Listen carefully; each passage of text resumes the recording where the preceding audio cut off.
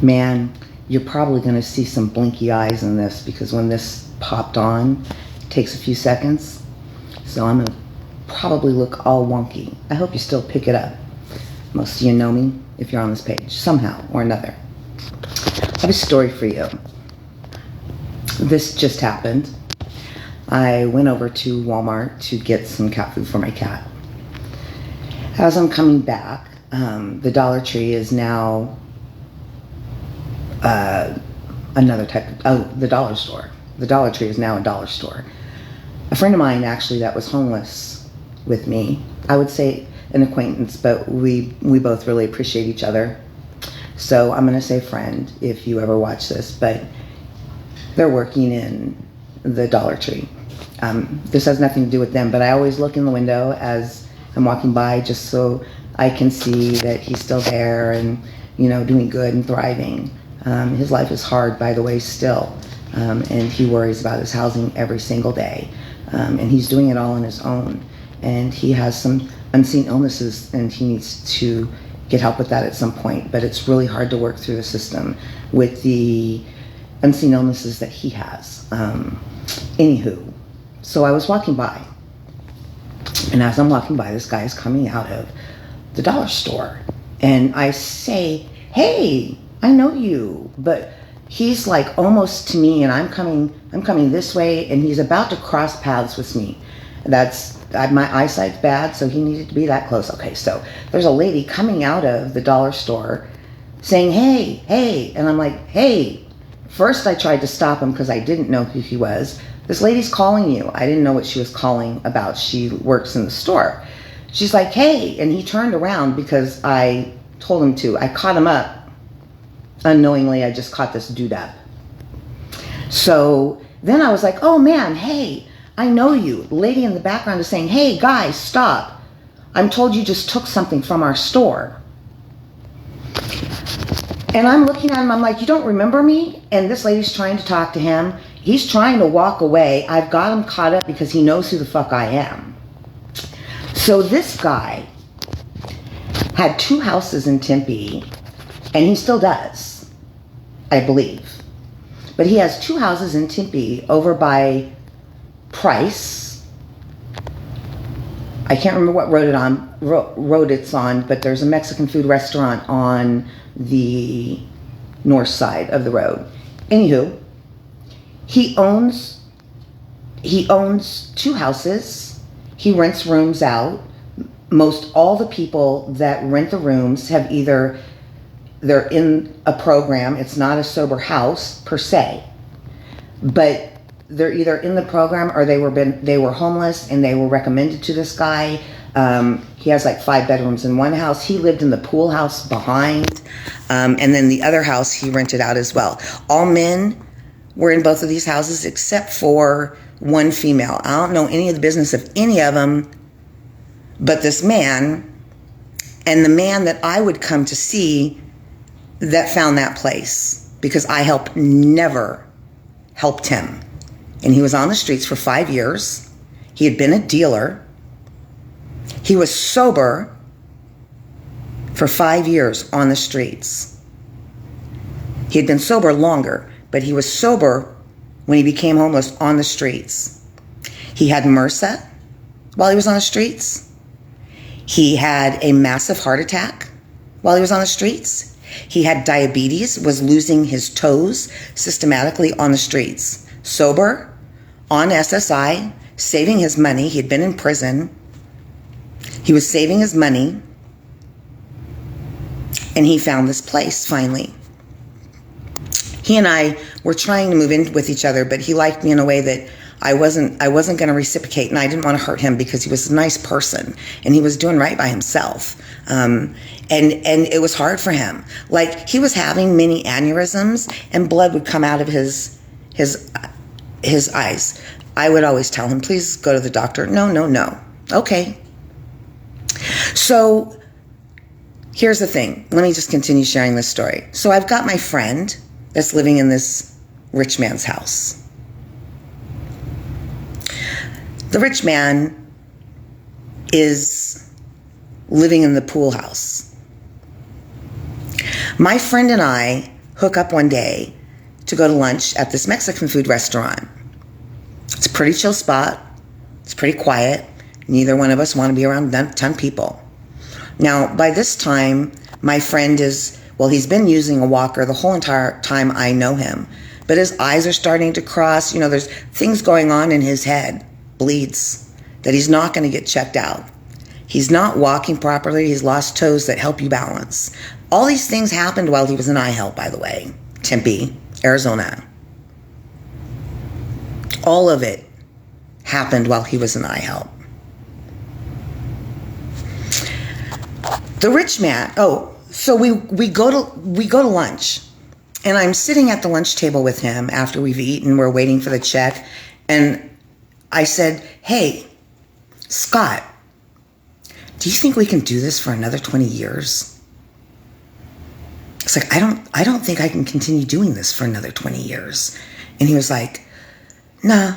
And we're talking about this as we're walking down the street, walking back around the corner and down the other corner to this rich man's house. I'm not being judgmental. Dude's rich, and I'm going to explain in a minute. I'm going to tell you the difference between the honor of a homeless person and the honor of a very rich man. We all know the Bible story, don't we?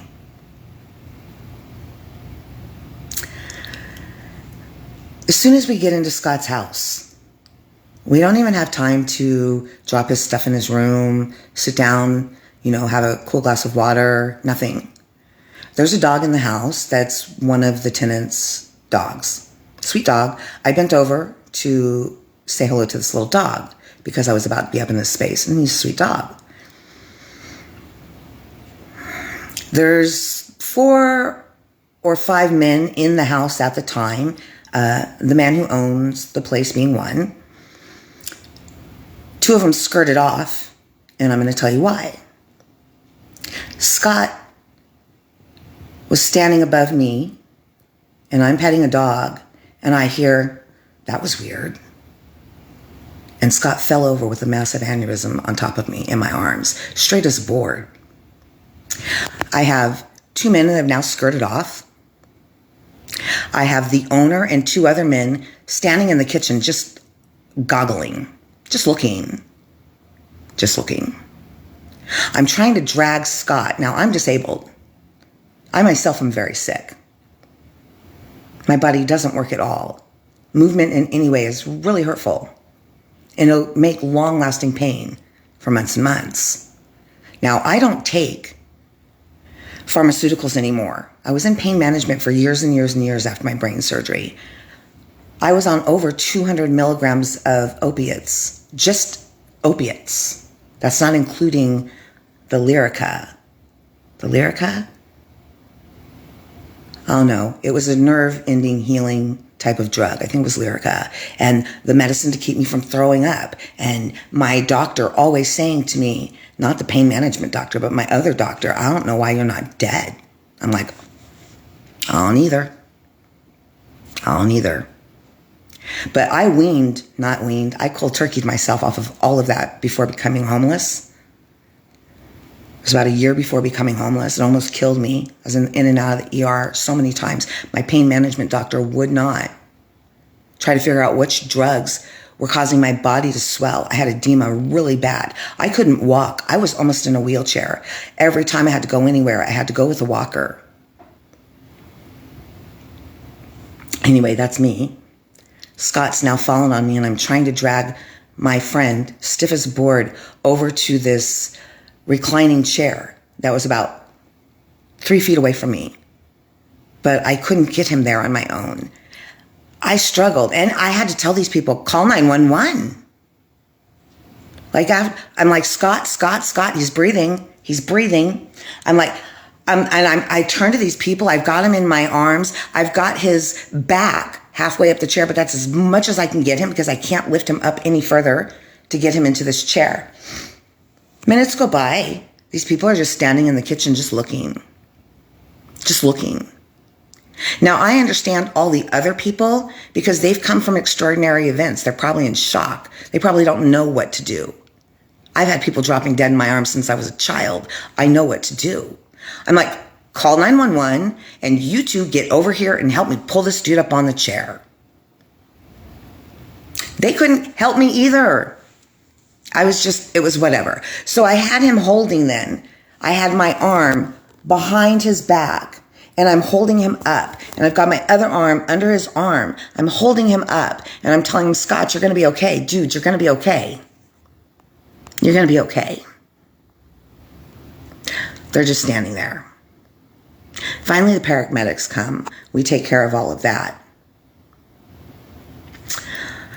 I stay there because they're not going to take me in the ambulance with him. I have his phone. We knew each other so well, I knew his password. So I have his phone. I gather my stuff together. I check his room first because we hadn't even gotten into his room. And his room had 2 cartons of cigarettes, his 51-inch baby of a TV. He had that stored at some friend's house the whole entire time he was homeless. Kept it through homelessness. This is a very rare event for any of us through homelessness into housing. We lose it systematically over time. Our whole entire life drops to the wayside, to the streets. Unseen in it all, like with I Help. Your taxes. My taxes. I also pay taxes here. I look in his room. I shut the door. I get his phone. I gather my backpack. I go down to the hospital that they brought him to. They ask me which one. I'm like, not St. Luke's. They will kill him.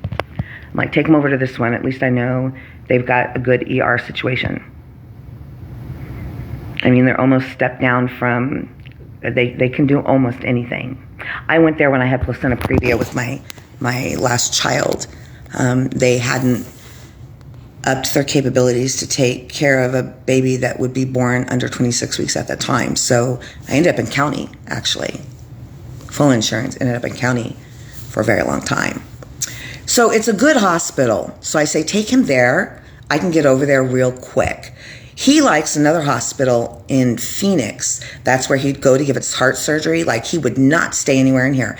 But I wanted to make sure I could watch out for him, and I knew that I would be by his side no matter what, and I would tell anybody what the fuck if something was going on. And he knew that. So I went over to the hospital. I stayed there the whole entire time until he died. I started making phone calls. I found his sister, who he hadn't seen in years. I found his friends here that were keeping some of his things. I knew that he loved them. And I had to make phone calls because he was going to be pulled off of life support.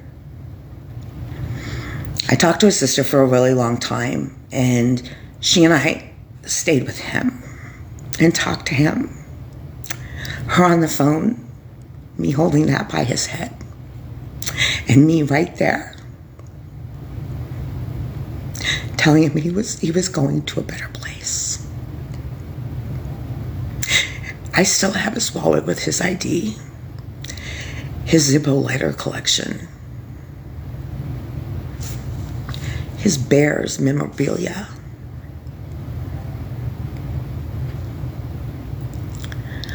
And then I called the house to let his landlord know what was going on. When I got back, my friend had just died. I got back to his house because now I've got to gather his things. His sister gave them all to me, and I dispersed them to everybody that loved him while he was on the streets. His leather jacket, his favorite blanket, and I even gave the TV to one of the men that was also renting there, even though my kids wanted it and needed it. They're on the spectrum. And that's what our lives were like on the streets, taking care of others. But when I went into his room, almost all the cigarettes were gone, and I don't know what was else gone because I didn't go through all of his stuff because what the fuck? But I did make sure the things that I knew that he had while he was on the streets, were there. His knife, his everything. His backpack. A friend of mine has this backpack, and she'll never get rid of it, knowing the story of his journey. And she didn't know him, and she was on the streets for 10 years. And I was on the streets with her for 3 years, 2 years, something like that. Now, while I'm gathering his stuff, I asked the landlord because he had a little truck, I don't know, it was a Chevy Love or something, and I asked him, could he please help me bring this stuff back to my kid's place? He said, fine. He turned out, he just wanted to ask me out. He just wanted to ask me out.